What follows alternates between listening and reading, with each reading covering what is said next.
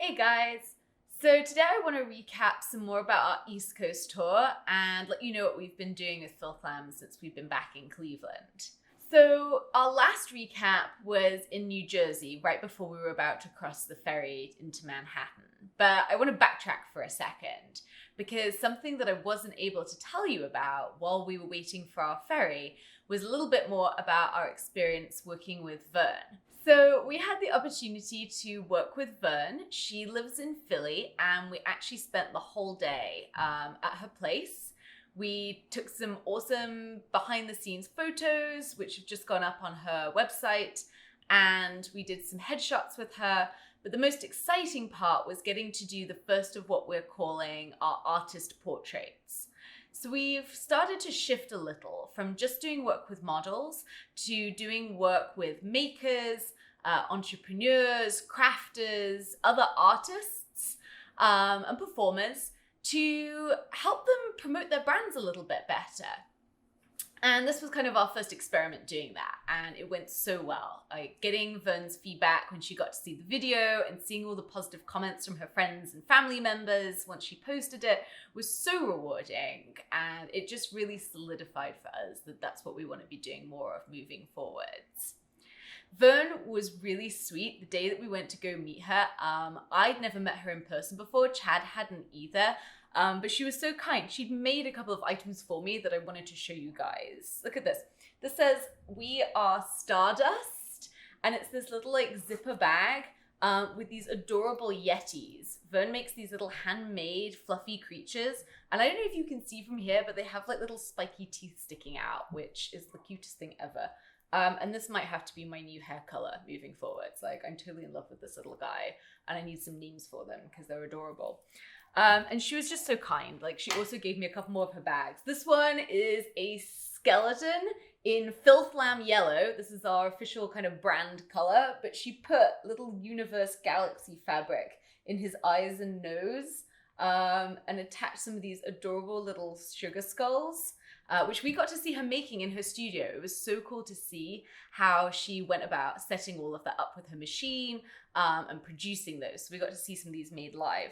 And then she gave me this other really cute witchy bag, which I think Magic likes the best as our resident familiar. So yeah, I was just so grateful to her for being so kind and so welcoming, and for hosting us for the day while we came to work with her. So that was a really good experience. So more about New York. The last time we checked in with you, we were just about to take the ferry. And the main reason that we were heading into downtown, into Manhattan, was to tick something major off my bucket list. We finally got to see Sleep No More. If you don't know much about it, Sleep No More is an immersive theater production that runs at the McKittrick Hotel in Manhattan. It's been being run since 2011 and was originally put on by an English theatre company called Punch Drunk, who specialize in very immersive type work. And we just had the most incredible time there. Really was such a kind of pivotal experience for us. We'll talk a little bit more when we release our London video about Frank's Cafe and how we've been looking for more kind of immersive creative environments. But what I want to kind of pick on right now is that recently we haven't been doing a very good job of finding those. We've been trying to kind of seek out more artistic spaces to go, to get more kind of creative ideas, to kind of feel what we're doing with Filthlamb, to fuel our art. And it's kind of been falling short. We've just been really disappointed with the experiences we've been having. And Sleep No More was nothing like that. The tickets are pricey. It's a little bit more of an exclusive experience, but 100% worth it. Like on our way back, we couldn't stop talking about our plans to come back and try and do it again before the year's even out. So I don't want to say too much about it because I don't want to ruin it for people that haven't been yet and think that they want to go. But you can check out tickets online. And if you are in the area, I definitely recommend it. So Sleep No More was insane. It happened, so we went late at night and then we had to drive to the next leg on our trip that night. So we're actually heading up to Boston that evening. So we drove the 4.5, maybe 5 hours after doing this whole theater production, after taking the ferry all the way back to our place where we parked the car. And then we just drove into the night forever, it seemed. And it took a very long time. At some point, we were just like, what the hell are we even doing out here?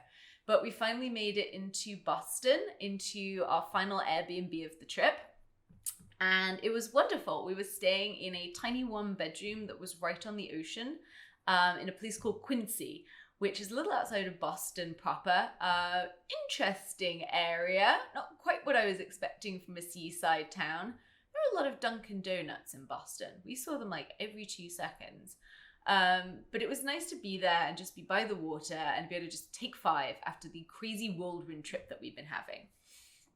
So we were in Boston, mainly for me. I was attending a conference. So I was at the Academy of Management 2019, which is the major international conference for my topic area. I study management. I'm in a business school for my PhD.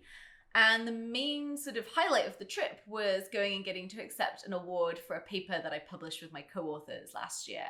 So we won best paper for the journal for that year, and that was so exciting. I was so thrilled to be able to get that recognition for our work and to be able to tell people a little bit more about what we were studying. In case you're interested, the paper is on how we perceive people that study niche topics in science. So why aren't those people kind of valued as much? What does that mean for doing more science that's sort of on the edges, or that's more cutting edge or different? And how do we kind of support people in doing more cutting edge, novel scientific work so that we can study things like gender in business, diversity topics, innovation, the things that just aren't as mainstream these days. So yeah, that was great. We also got to explore a little bit of Boston. We did some wandering around town. We got to go to the Ben & Jerry's ice cream store. We spent some time at the park.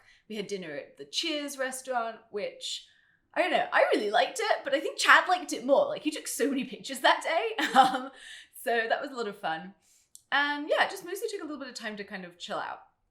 And then it was time to head home. So we took a separate route home. We didn't have any clients booked for the way back. So we decided to drive through upstate New York and kind of just see what we would see. And on the way, we came across a couple of really cool little towns. We went into a place called Stockbridge, which is this sort of small little artsy community right on this amazing lake in the middle of nowhere. We stopped and grabbed a coffee there.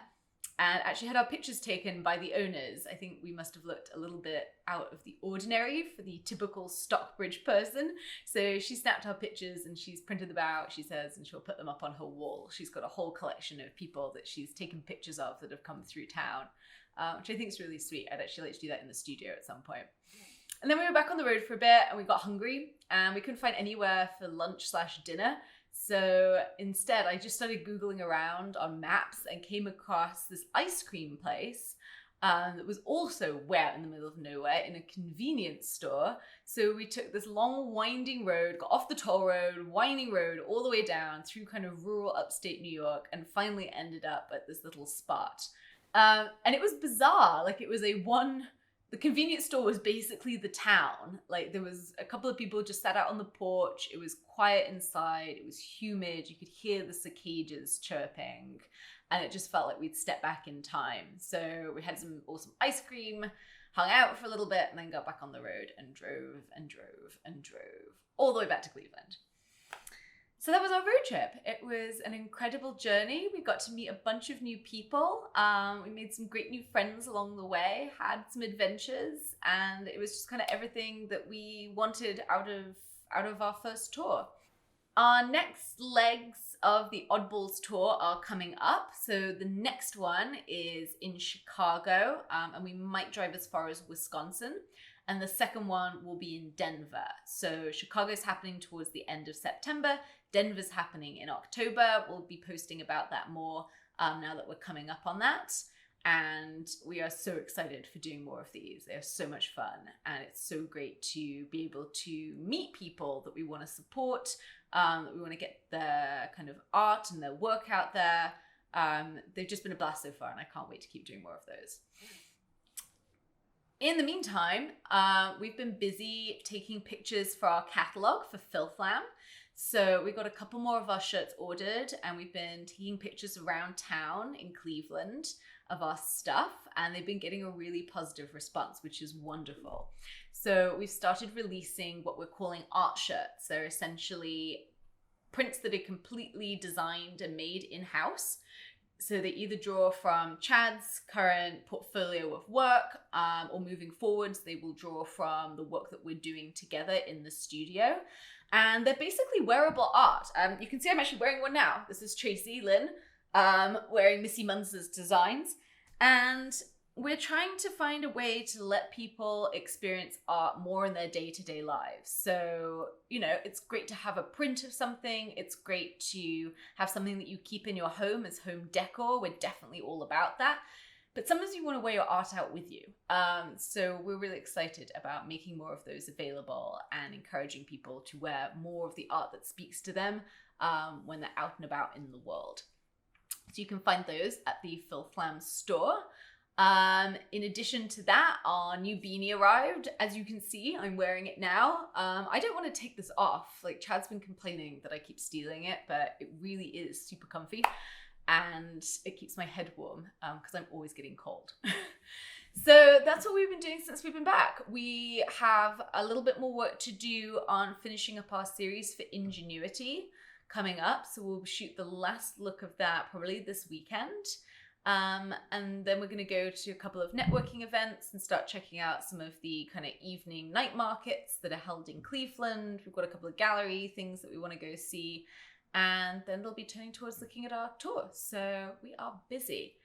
But I want to stop for a second and just say thank you to all of you for all the support and the encouragement and the referrals that you have all been giving us. It is a hard grind. We're in love with Filthlamb. It's all we want to talk about and all we want to do, and yet it's easy to get discouraged. And so whenever we hear a positive comment or someone posts something meaningful about themselves in the Filthlamb group, or someone reposts our work, it just means so much. So thank you for your ongoing support. It means everything.